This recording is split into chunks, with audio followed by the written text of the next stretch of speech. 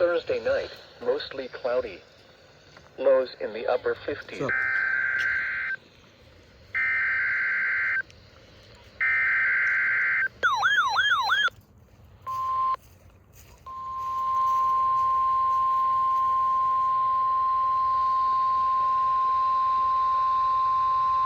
This is a test of the NOAA Weather Radio Alert System. During hazardous weather and emergency situations, the alert tones which were just broadcast will automatically activate special receivers to alert you of impending hazards. This test is normally conducted weekly around 11 a.m. If hazardous weather is imminent or occurring, the test may be canceled.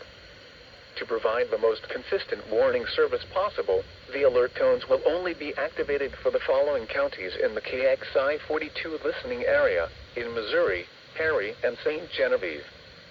In Illinois, Randolph and Perry. If your receiver was tone activated, the alert function will automatically reset after the test. This concludes our test for this week, and we will now resume normal programming. Thank you.